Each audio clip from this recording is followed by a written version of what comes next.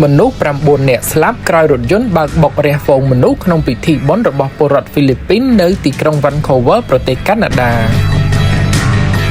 មន្ត្រីនគរបាលក្នុងតំបន់បានឲ្យដឹងថាយ៉ាងហោចណាស់មនុស្សចំនួន9នាក់បានស្លាប់បន្ទាប់ពីមានរថយន្តមួយគ្រឿងបានបើកទៅបុករះហ្វូងមនុស្សដែលកំពុងតែស្ថិតនៅឯពិធីបុណ្យមួយរបស់ពលរដ្ឋហ្វីលីពីនក្នុងទីក្រុង Vancouver ប្រទេសកាណាដា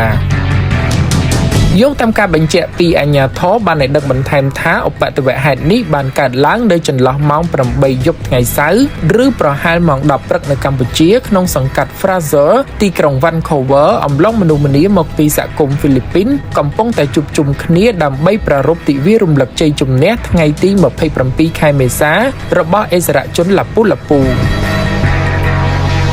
ពិធីបុណ្យនេះគឺជាការរំលឹកដល់មេដឹកនាំប្រឆាំងអាណានិគមបរទេសនៅហ្វីលីពីនកាលពីសតវត្សទី16ដែលធ្វើឡើងនៅថ្ងៃចុងសប្តាហ៍នៅមុនពេលកាណាដារៀបចំព្រឹត្តិការណ៍បោះឆ្នោតរបស់ខ្លួន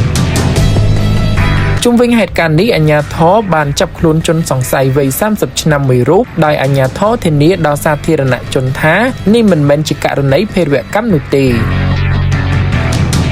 បន្ថែមពីនេះនាយករដ្ឋមន្ត្រីកាណាដាលោក Mark Carney បានផ្ញើសារចូលរួមរំលែកទុក្ខដល់ក្រុមគ្រួសារជនរងគ្រោះនិងសហគមន៍ហ្វីលីពីននៅក្នុងប្រទេសកាណាដា